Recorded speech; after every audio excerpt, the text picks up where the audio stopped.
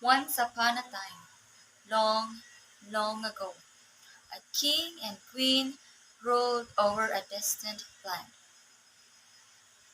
The queen was kind and lovely, and all the people of the realm adored her. The only sadness in the queen's life was that she wished for a child, but did not have one. One winter day, the queen was doing needlework while gazing out her ebony window at the new fallen snow. A bird flew by the window, startling the queen, and she pricked her finger. A single drop of blood fell on the snow outside her window. As she looked at the blood on the snow, she said to herself, "Oh, how I wish that I had a daughter that had that had skin as white as snow, lips as red as blood, and hair as black as ebony." Soon after that, the kind queen got her wish when she gave birth to a baby girl who had skin white as snow, lips red as blood, and hair black as ebony.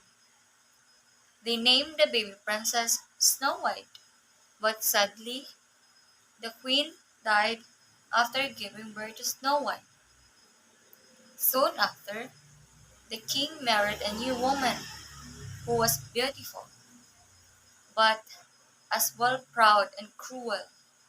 She had studied dark magic and owned a magic mirror, of which she would daily ask, "Mirror, mirror on the wall, who's the fairest of them all?" Each time this question was asked, the mirror would give the same answer: "You, my queen, are the fairest of all." This pleased the queen greatly, as she knew that her magic mirror could speak nothing but the truth. One morning, when the queen asked, "Mirror, mirror on the wall, who's the fairest of them all?" she was shocked when it answered, "You, my queen, are fair, it is true, but Snow White is even fairer than you." The queen flew into a jealous rage and ordered her huntsman to take Snow White into the woods to be killed. She demanded that the huntsman return with Snow White's heart as a proof. The poor huntsman took Snow White into the forest, but found himself unable to hurt the girl. Instead, he let her go and brought the queen the heart of wild boar. Snow White was now all alone in the forest, and she did not know what to do. The trees seemed to whisper to each other, scaring Snow White, who began to run. She ran over sharp stones and through thorns. She ran as far as her feet could carry her. And just as evening was about to fall, she saw a little house and went inside in order to rest. Inside the house, everything was small and tidy. There was a little table with tidy white tablecloth and 7 little plates. Against the wall, there were 7 little beds, all in a row and covered with quilts. Because she was hungry, Snow White ate a few vegetables and little bread from each little plate, and from each cup she drank a bit of milk. Afterwards, because she was so tired, she lay down on one of the little beds and fell fast asleep. After dark, the owners of the owners of the house returned home. They were the 7 dwarfs who mined for gold in the mountains. As soon as they arrived home, they saw that someone had been there. for nothing, for not everything was in the same order as they had left it. The first one said, "Who has been sitting in my chair?" The second one, "Who has been eating from my plate?" The third one, "Who has been eating my bread?" The fourth one, "Who has been eating my vegetables?" The fifth one, "Who has been eating with my fork?" The sixth one, "Who has been drinking from my cup?" But the seventh one, looking at his bed, found Snow White lying there asleep. The seven dwarfs all came running up, and they cried out with amazement. They fetched their seven candles and shone the light on Snow White. "Oh, God, heaven!" they cried. "This child is beautiful." They were so happy that they did not wake her up, but let her continue to sleep in the bed. The next morning, Snow White woke up, and even she saw the seven dwarfs, she was frightened, but they were friendly and asked, "What is your name?" "My name is Snow White," she answered. "How did you find your way to our house?" the dwarfs asked further. Then she told them that her stepmother had tried to kill her, that the huntsman had spared her life, and that she had run the entire day through the forest, finally stumbling upon their house. The dwarfs spoke with each other for a while, and then said, "If you will keep our house, if you will keep house for us, and cook, make beds, wash, sew, and knit, and keep everything clean and orderly, then you can stay with us, and you shall have everything that you want." "Yes," said Snow White, "with all my heart," for Snow White greatly enjoyed keeping a tidy home. So Snow White lived happily with the dwarfs.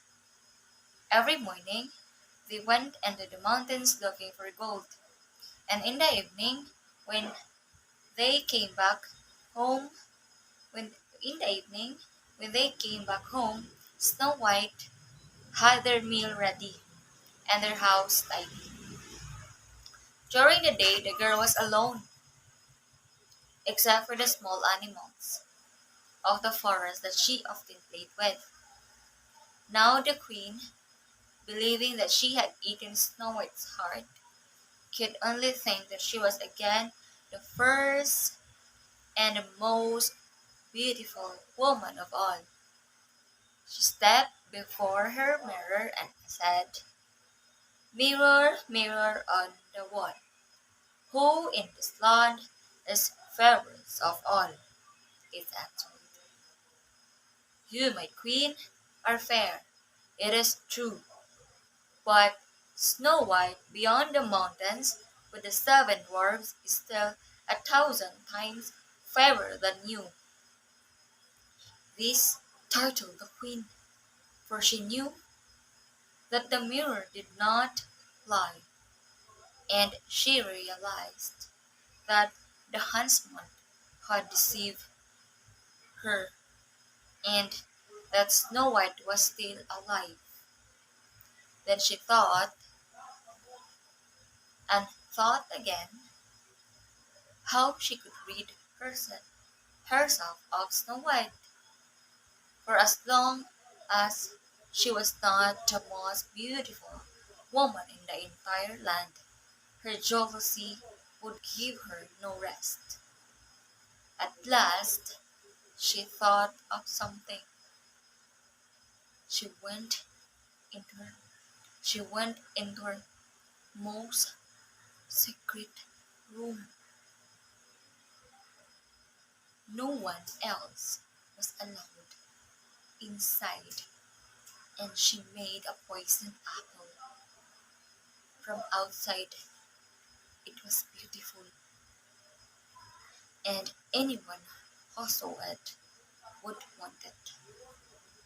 But anyone who might eat it, a little piece of it would die.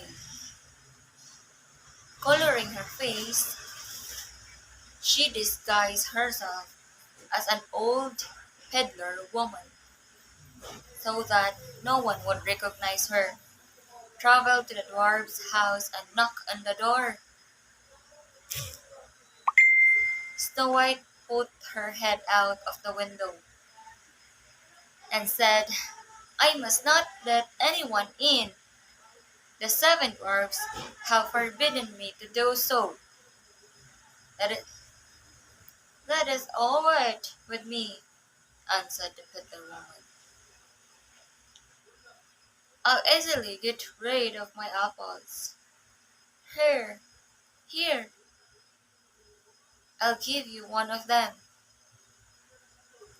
No, said Snow White. I cannot accept anything from strangers. Are you afraid from poison? Asked the old woman. Look, look, I cut the apple in two. You eat half, and I shall eat half. Now, the apple had been so artfully made that only the one half was poisoned. Snow White longed for a beautiful apple, and when she saw that the peddler woman was eating part of it, she could no longer resist, and she stuck her hand out and took the poisoned half. She barely had a bite in her mouth when she fell to the ground dead. The queen looked at her with evil stare, laughed loudly, laughed loudly, and said, white as stone, red as gold, black as ebony, black as ebony wood, the dwarf shall never awaken you. Back at home, she asked her mirror, mirror, mirror on the wall, who in this lot is the fairest of all? It finally answered, you, my queen, are fairest of all. Then her cruel and jealous heart was at rest, as well as, I mean, when the dwarfs came, when the dwarfs came home that evening they found Snow White lying on the ground. She was not breathing at all. She was dead. They lifted her up and looked at her longingly. They talked to her, but nothing helped. The dear child was dead, and she remained dead. They laid her in a bed of straw. All seven sat next to her and mourned for her and cried for 3 days. They were going to bury her, but she still looked as fresh as a living person, and still had her beautiful red cheeks. They said, we cannot bury her in the black earth, and they had a transparent glass coffin made, so she could be seen from all sides.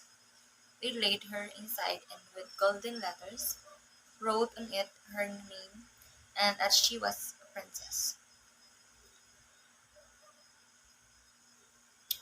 Then they put the coffin outside in the mountain and one of them always stayed with it and watched over her. The animals too came and mourned for Snow White. First an owl, then a raven, and finally a dove. Now it came to pass that the prince entered these woods, and happened unto the dwarf's house, where he sought shelter for the night. He saw the coffin on the mountain with beautiful Snow White in it, and he read what was written in it with golden letters. Then he said to the dwarfs, "Let me have the coffin. I will give you anything you want for it." But the dwarfs answered, "We will not sell it for all the gold in the world." Then he said, "Then give it to me, for I cannot live without being able to say Snow White. I will honor her and respect her as my most cherished one." As he thus spoke, the good dwarfs felt pity for him and gave him the coffin. The prince and his servants carried it away on their shoulders. But then it happened that one of them stumbled on some brush, and this dislodged from Snow White's throat the piece of poison apple that she had bitten off. Not long afterward, she opened her eyes, lifted the lid from her coffin, sat up, and was alive again. "Good heaven! Where am I?" she cried out. The prince said joyfully, "You are with me." He told her what had happened, and then said, "I love you more than anything else in the world. Come with me to my father's castle. You will become my wife." Snow White loved him, and she went with him. Their wedding was planned with great splendor and majesty. Snow White's weak stepmother was invited to the feast, and when she had arrayed herself in her most beautiful garments, she stood before her mirror and said, "Mirror, mirror on the wall, who in this land is the fairest of all?" The mirror answered, "You, my queen, are fair, it is true, but the young queen is 1,000 times fairer than you." Not knowing that this new queen was indeed her stepdaughter, she arrived at the wedding, and her heart filled with deepest of dread when she realized the truth. The evil queen was banished from the land forever, and the prince and Snow White lived happily ever after. And I thank you.